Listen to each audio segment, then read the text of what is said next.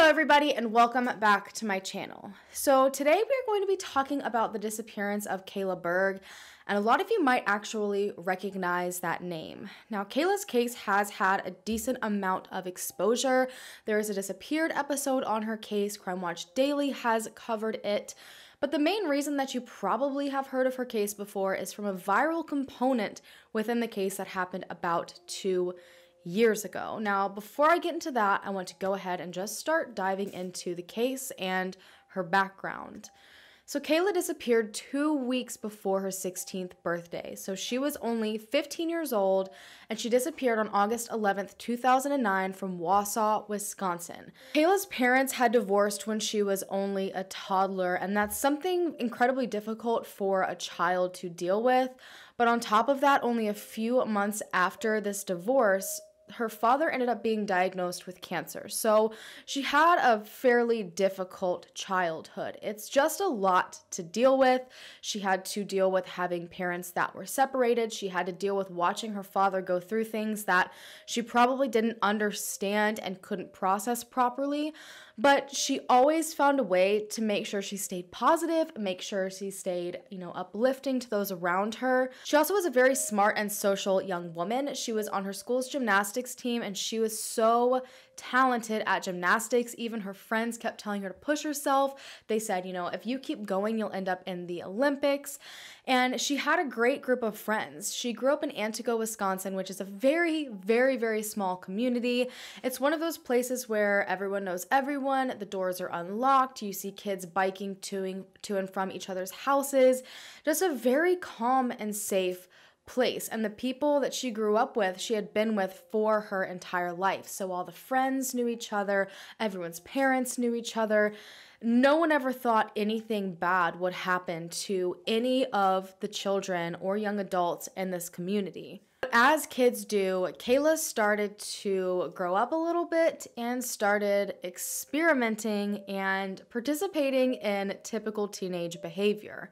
A lot of Kayla's friends knew people in Wausau, Wisconsin. Now, Wausau is a much larger and much wilder town. It's about 35 to 40 minutes away from Antigo, and it is like party central for young adults. And growing up in Antigo, there were of course parties and things to do, but there was nothing more exciting than driving to Wausau and attending one of these parties. Plus, a lot of these people were much older. They could buy alcohol for them. They would, give them marijuana. It was just a very different adventure. Kayla's mom ended up starting to notice some of these things that were going on. She found out Kayla was going to parties. She actually started dating a 19-year-old from Wausau named Miguel. He was one of the main people that threw parties in the area. And her mom just really didn't approve of pretty much any of it. She knew that as a teenager, Kayla was probably going to experiment with things. It's pretty typical, but she just saw Kayla going down a very dangerous path. And she also was struggling on her own at the time. She was having a really hard time getting a job. So because of this, she kind of played around with the idea of moving to Texas where her family was. But she didn't want to force Kayla to go. She didn't want to force Kayla's older brother to go, who I think was about 18 or 19 at the time.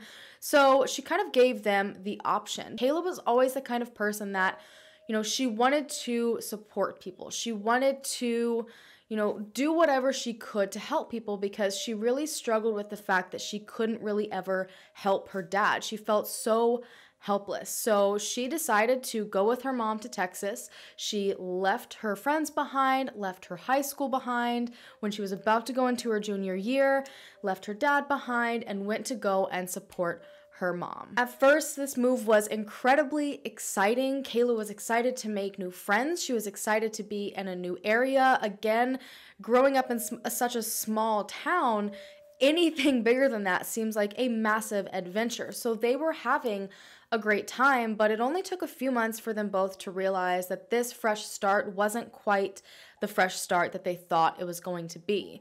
Kayla found out that the high school she was supposed to be going to did not have a gymnastics team, and this absolutely crushed her because gymnastics was something she always had, something she could always rely on, something she knew she was good at, and something she never expected to have to give up in her move to Texas. But that was kind of what was happening, and it upset her so incredibly bad. And Kayla's mom also was not finding these jobs that she thought she was going to, and was seeing how badly Kayla was being affected by this lack of gymnastics team in the high school. So they both were like, you know what, forget it, we have to go back. And the last thing that really pushed them to do this was actually Kayla's dad. Kayla's dad was struggling still with cancer, and shortly after they left, he took a turn for the worst, and there was no telling how much time he was going to have left. So they decided to pack everything up and make their way back to Antigo. They arrived back to Antigo on August 2nd after I think 22 or 24 hours of driving, and they were absolutely overjoyed. Kayla was coming back to her friends. She was coming back to her dad, her brother, that she had a great relationship with, and she still had about 2 weeks or so left until school started. So it was kind of one of those situations where you don't realize what you have until it's gone, and they both were able to just take one big deep breath the second that they got back into Antigo. All of this excitement kind of made up for their plan that they had when they got back. Because the move was really, really last minute, there wasn't really anywhere for either of them to stay. They didn't have a home per se. Kayla's mom decided she was going to stay with friends until she could successfully get an apartment for the both of them. And Kayla was supposed to stay with her dad, but her dad needed to be taken care of, so he was actually currently living with his parents, Kayla's grandparents. And the house wasn't necessarily big enough for Kayla, so she actually was having to sleep in a cot out in the hallway. So this seems not the most convenient, but again, she did not care. She was so excited to be back, and she oftentimes actually just stayed the night at her friend's house most of the time anyways, so it wasn't really a huge issue for her at all. Kayla immediately took off to hang out with her friends, and they were living it up, to say the least, before school started again. They were going to parties. She had actually had a falling out with Miguel. I have no idea when. Maybe it was before they moved. Honestly, I can't say. But when she came back, they started to talk again. So things were going great. She was back with her friends. She was back with her family. She was back with her boyfriend. It was a great time. So when she disappeared on August 11th, everybody was shocked. August 11th went on like any typical day. Kayla called her mom and she said, you know what, I'm gonna go hang out with a friend today. This was nothing out of the norm. Kayla often even times bounced around from friend's house to friend's house, staying the night, and would be gone for a couple of days, but she always made sure she told her parents where exactly she was going to be. Kayla spent the day with her friend. They went to a park. They came back and hung out at the house. And Kayla's brother was actually best friends with her friend's older brother, so they were at the house as well. Everyone was hanging out as a whole. There was also a 24-year-old there named Kevin Kilcheski, and he was also a part of this friend group. He obviously was very much older than everybody because Kayla was only 15, her friend was only 15 or 16, her brother was only 18, but again, small town community, a lot of the friend groups just kind of combine and people of all ages get together to hang out. Now, eventually, Kayla's friend had to go work a first shift at a job, but Kayla decided to stay at her friend's house to hang out with her brother, Kevin, and his other friends. Sometime during this, Kevin and Kayla decided they were going to hang out later that night. Again, nothing very odd. Kevin was known for giving rides to everybody. Kayla obviously didn't have a car. She didn't even have a cell phone, so she really relied on older people to get her around, and Kevin just so happened to be one of those people. And being one of her brother's best friends, there wasn't anything creepy or really weird about this. After hanging out for a while, she went back to her grandparents' house where her dad was, and then sometime around 8:45 that night, she started to call Kevin, either using the house phone or her dad's phone, asking for him to go ahead and come and pick her up. And shortly after 8:45, she was running out the door. She told her dad Kevin was taking her to a friend's house, and that was that. But the next morning, her dad realized that she wasn't home, and it appeared as if she had never even come back the night before. While it was very common for her to go out and stay the night at friend's house, it was not common for her to not call her dad and let him know. So he immediately called Kevin to try to figure out what exactly was going on. Kevin told him that she was fine the last time he saw her, that he dropped her off at a friend's house, they had been driving around for a little bit, and that he hadn't spoken to her since. Kayla's dad and Kayla's mom originally tried not to panic because there was actually an incident a couple of days before that made them not want to jump the gun. Kayla had disappeared. Kayla had gone with a bunch of friends to a party, but their parents believed they were actually at each other's house. So in typical teenage fashion, one friend told their parents they were at the other friend's house. The other friends said they were at the other one's house. It was just this big triangle of saying they were each at each other's houses. So the parents didn't really question anything. And instead they went to a local party that was held outside in like a field or something. Now, none of the friends had a cell phone except for one. Kayla didn't have a cell phone. Majority of the friends didn't have a cell phone. And the only reason this one friend did was because her older brother did. And for matters of fairness, she ended up having one. But this made it very difficult for them to keep in contact with their parents because they weren't at a house like they said they were. They were out in the middle of a field. The next morning, Kayla's mom couldn't get in contact with her and called the friend's house that she was supposed to be at, only to figure out that they weren't there and they were supposedly at another friend's house. And pretty much the parents caught on quickly something was very wrong, and none of the parents could locate their daughters. They immediately went to the police station and started to report them all as missing. They were in the middle of filling out this paperwork. They were absolutely petrified. And then finally comes a phone call from the girl who had the cell phone. All of the girls were safe, and they basically told their parents they messed up, they had lied, they had gone to a party, but they were okay and not to worry. Now, they all got in trouble for very obvious reasons, but this kind of made Kayla's parents hesitant to go and run off to the police department again because this was something that had happened before. Kayla did not have a great way of communicating with her parents without a cell phone, so they really believed everything was fine and Kayla would pop up. So they decided to first go ahead and start reaching out to her friends to see if they had any information and to try to hopefully locate her that way. None of the friends so far had seen Kayla, but one friend they got in contact with said that they actually saw her the night that she was known to be with Kevin. Kevin brought Kayla to the McDonald's where her friend was working out. Now, Kevin stayed in the car, Kayla went inside and basically was excited, saying that Kevin had a coming home present for her.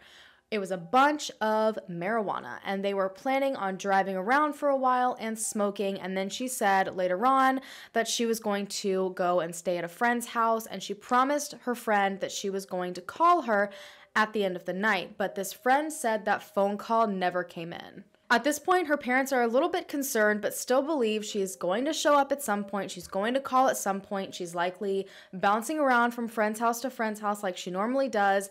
And then by 4 days after she was last seen, this is kind of confirmed for them because Kayla's brother had gotten in contact with a couple of her friends and said that one friend in specific that had yet to be contacted by Kayla's parents claimed that Kayla was staying with them. So they're thinking, oh my goodness, we totally forgot to contact this one friend. That's where she's been this whole entire time, and we've been freaking out for no reason. So they kind of took a breath of fresh air, but shortly after, Kayla's brother actually talked to this friend and confirmed that Kayla wasn't there and had never been there. So at this point, all of Kayla's friends had been contacted and not a single person knew where she was. So she was reported as missing. And unfortunately, because of this miscommunication and all of these people involved, it took an entire week for her to be reported missing. Now, I really want to emphasize the fact that it was a whole bunch of miscommunication. It was dealing with a bunch of teenagers claiming they saw her here, claiming they saw her there, and she was fine. Because Crime Watch Daily, when they covered this, they kind of made it seem like her parents just were like, oh yeah, she's been gone for a week and we didn't try to look for her. And her parents were given absolute hell in the comment section of that video. I feel like they did not put any sort of context into that. And no offense, but Crime Watch Daily does that kind of stuff all the time, and it ends up hurting a lot of innocent people. So I really want to clear that up. They were contacting everyone that they could, and they kept hearing bits of information confirming Kayla was okay, when in reality, it was just people not knowing what they were talking about, and it was one giant mix-up. Authorities as well, when she was first reported missing, weren't overly concerned. They went to question all of Kayla's friends, and to them, the friends were being very evasive, almost as if they knew Kayla had run off somewhere and knew where she was, but didn't want to tell them. So authorities believed she had gone off with a boyfriend or she was off partying somewhere. But when they tried to start creating a timeline, facts weren't adding up, rumors were being spread around, and they began to question if something a lot more serious was going on. One of the first places authorities went was to Kevin, the last person known to see Kayla, and he confirmed that he dropped Kayla off at Miguel's house. So not just a friend's house like he had said before, but he said he dropped her off all the way in Wausau at Miguel's. But when authorities talked to Miguel, Miguel said he never saw Kayla that night. She was never dropped off with him, and the last time he saw her was at a party about a week before. So now authorities are saying, wait a minute, so did Kevin drop her off there? Is Miguel lying? Is Kevin lying? So they went back to Kevin because Kevin was the last person to have been confirmed for a fact to be with Kayla, and they found something very, very odd. He was asked what specific address he dropped Kayla off at, and he gave it to authorities, but the problem with this address is that it was to a condemned home. It had, in fact, been somewhere that Miguel had lived, but about a month before Kayla came back, the house was condemned. There were a lot of issues inside the house, so he was forced to move out and move to another home. Kayla knew he was in a new house because this is where she was when she went to a party with him a week before. So it wouldn't make any sense for Kayla to give Kevin this old address to an abandoned house. Now, the houses were not very far apart. The abandoned house and Miguel's new house he was renting were, I think, only about a mile apart. But still, you couldn't get inside. There was no reason for her to ask to go there. So authorities are trying to figure out, why on earth she would want to go to this abandoned house. Why would she want to be dropped off there? Then they're starting to wonder if Kevin maybe just gave off this address thinking Miguel still lived there when he didn't. But I have no idea if Miguel even knew Kevin or the other way around. I don't know if Kevin would have even known this address to begin with. I have not seen that information anywhere, but something just definitely wasn't right. And Kevin said that when he went to drop her off, I think at this point it was around 10:30 at night, he said there were no lights on in the house. It appeared as if nobody was home, and he just dropped her off. He didn't wait to see if she got inside. He didn't make sure that she was safe. He didn't question the fact that it appeared nobody was at this home.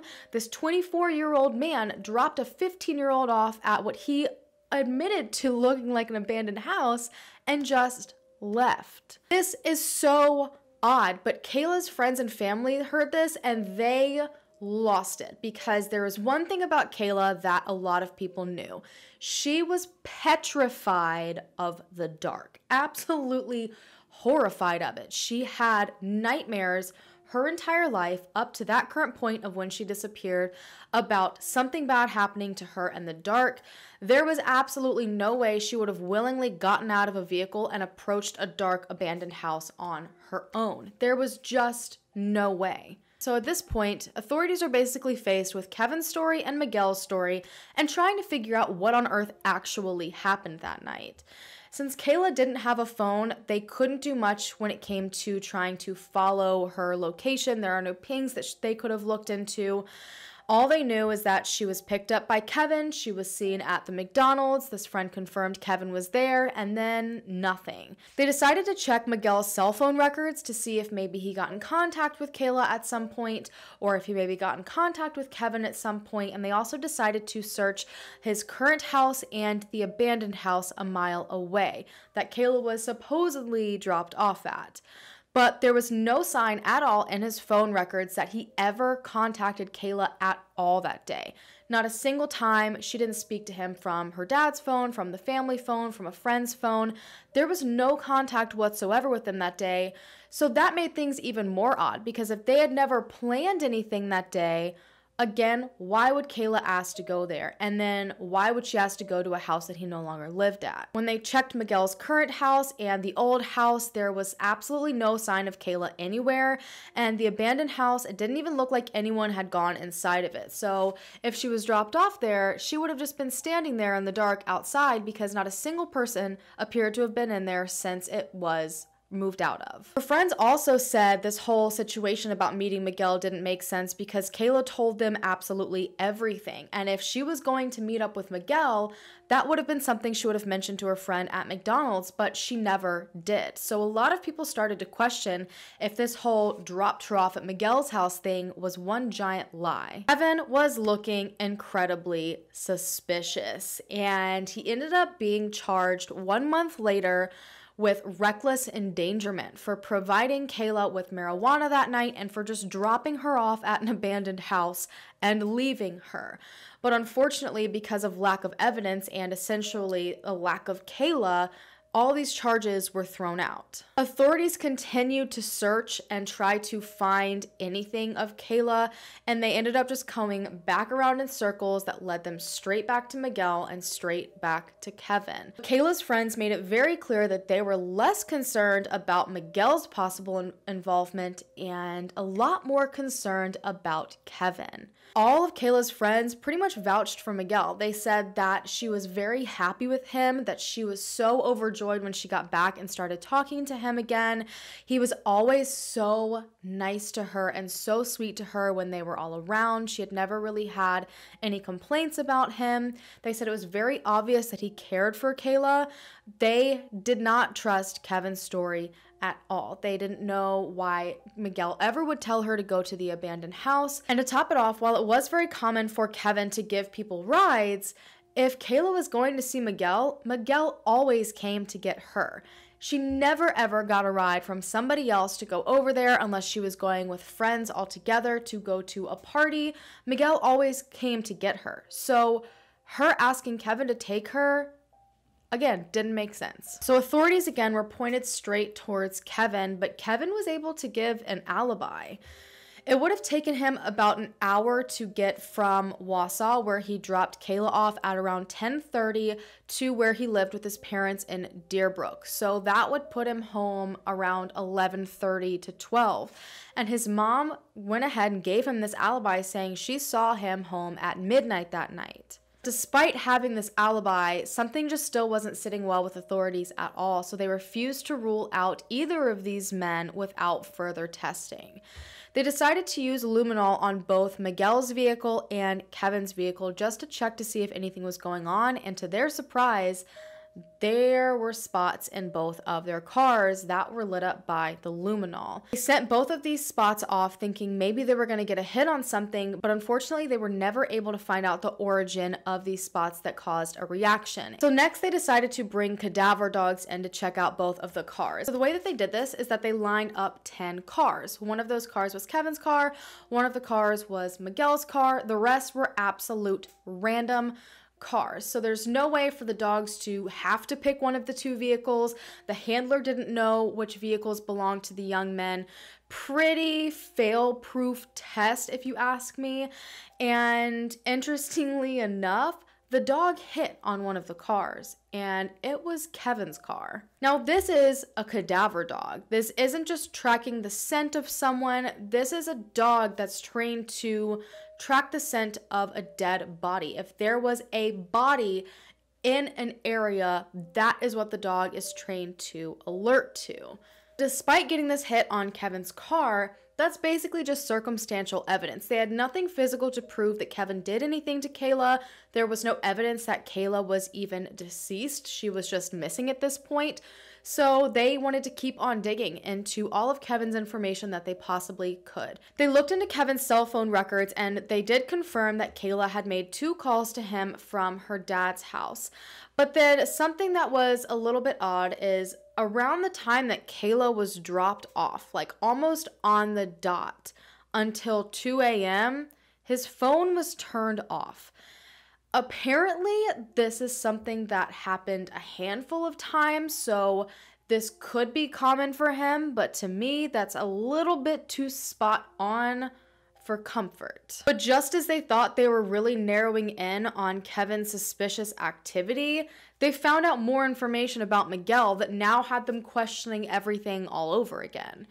Miguel had a second cell phone that he had not told authorities about, so he appeared to want to be hiding the cell phone for one reason or another. And when they found out about it, they decided to also track this phone, and they found that the phone had made 2 calls on the night that Kayla went missing.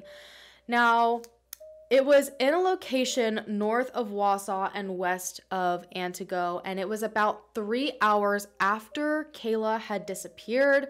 The calls were very, very short, apparently short enough to where there was no way there was conversation between anybody in that time frame. But it was very odd to authorities that this phone didn't have pretty much any use other than on the night that Kayla disappeared.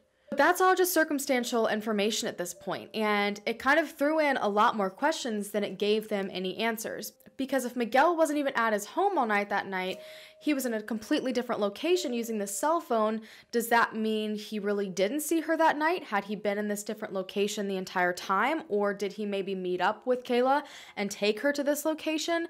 It was just the most wild thing trying to figure out what on earth was going on between Miguel and Kevin and how Kayla was involved in it. And authorities were very frustrated because the second they found out about Miguel's second phone, he shut completely down. He refused to cooperate. He did not want to answer any more of their questions, and Kevin as well ended up getting a lawyer. So the 2 people that they believed to potentially have some sort of information on Kayla's disappearance had completely stopped working with them. Authorities did not stop pushing. They wanted to figure out what on earth was going on because they knew something was so off with Kayla's disappearance. So over the course of a few months in 2011, they conducted multiple searches with cadaver dogs, and they got a few hits. Across from the abandoned house was a small lake, I guess you could call it, and one of the dogs actually hit on this lake, a cadaver dog. So they sent in dive teams. They were trying to figure out if there was anything in this lake, and unfortunately they weren't able to get anything. And then there were 2 other times where dogs indicated the scent of remains as well, and both of those times they were able to link it to something involving Kevin. The first hit was actually on his family's property. He lived on a pretty large area of land. A dog hit on the property. And then the second place this dog hit was where Kevin worked, at a potato farm. I've said it once, I'll say it again. If you ask any authority how they feel after years of working, they say they've stopped believing in coincidences. What are the chances that someone last known to have been seen with a missing person, the last one to be with a missing person, ends up having cadaver dogs hit on their car, their house, and their job? But unfortunately, again, it was just circumstantial evidence piling up one after another and no way at all to prove it. There was no physical evidence. From here on, the case pretty much went quiet. Authorities had done everything that they could. They had already searched the vehicles. They had already searched the homes. They had searched the land. They found nothing. They searched in the rivers. They searched in the lakes. They couldn't find Kayla anywhere. Then something was found years and years later that shocked everybody that knew of Kayla's case and pretty much shocked the whole dang internet. I remember seeing this unfold as well and being petrified. A video had been posted on YouTube, I think about 2 months after Kayla went missing, and you guys probably know it as the Hi Walter video. It immediately sends chills down my spine thinking about it. This video was posted right after her disappearance, but it didn't gain any traction and wasn't brought forward to authorities until I think 2016 or 2017. Hi, Walter. I was at the mall today and guess what happened? I met the most wonderful girl. Basically, this video ended up going viral, and It reached over, I think, 1 million and counting views on YouTube. I have no idea if it was taken down or if the views keep mounting. I think it's likely it was taken down. But basically what happened, there is a man speaking and he's saying, hi, Walter, and I have a girlfriend. I met this girl at the mall. We were looking at each other, and he says he wants to show this girl to Walter. I know she hates cameras, Walter, but I'm going to show you her anyways. You ready?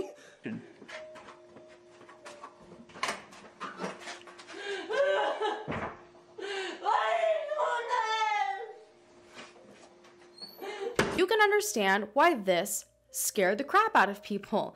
There was no context behind it. No one knew where it came from. No one had any idea if it was real, if it was fake.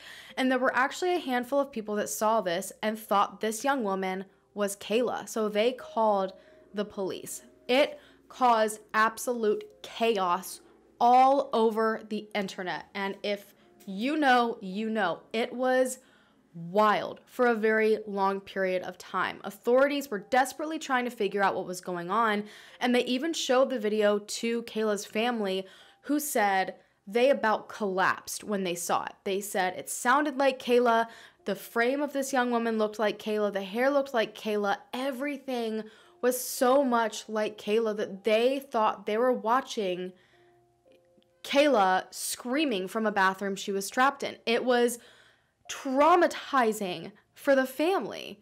Authorities were digging and digging and trying to get to the bottom of this video and found out that it was in no way, shape, or form connected to Kayla Berg's disappearance. This was apparently a film made from amateur filmmakers. They had multiple other videos. They did like a lot of parody style videos.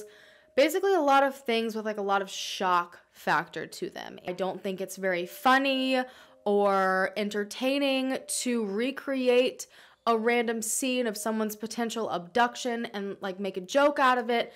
It was an absolutely horrible taste, but the worst part about it was that this family went on for a while believing that was Kayla, and it scared the crap out of the entire internet. The only thing good that came out of this was a massive surge in attention to Kayla's case, and that is about it. It had people talking about her again, going over her case again. It was making Kevin and Miguel think about it again. So tips started to finally come in again, but nothing that led them to any sort of solid information. But eventually things simmered down again and the case was quiet. And then the Jamie Kloss case actually has started another surge of attention in Kayla's case, and they've started receiving tips again.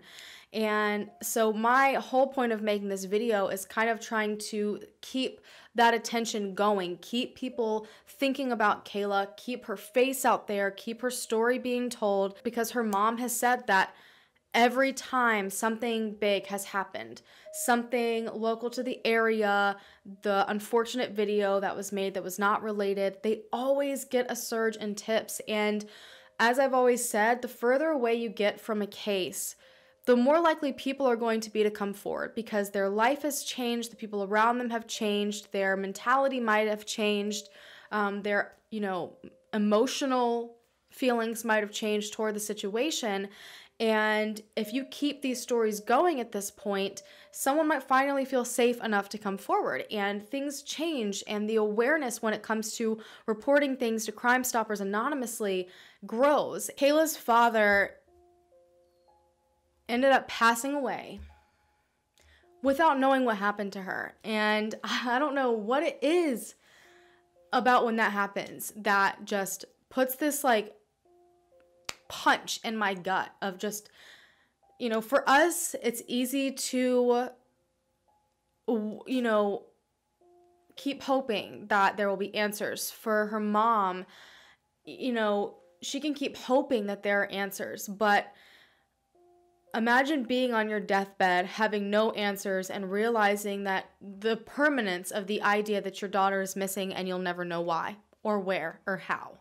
Kayla's mom had a few moments with Kayla's dad before he passed away, and his dying wish was that she fight as hard as she could to find Kayla. And obviously, that's going to take a lot of help from a lot of people willing to help share her story. And again, that's why I've come to you guys today with this story, because I know how many of you are willing to share, and not just my video, but share the story to your friends, share her missing persons poster, share the disappeared episode, the Crime Watch Daily episode, anything that you can do to help keep her name out there. And I feel like people don't realize as well the amount of pressure that puts on someone that could possibly know information, and encourage them to come forward and say something, because they're tired of living with that guilt possibly and that heavy weight of knowing something and not reporting it.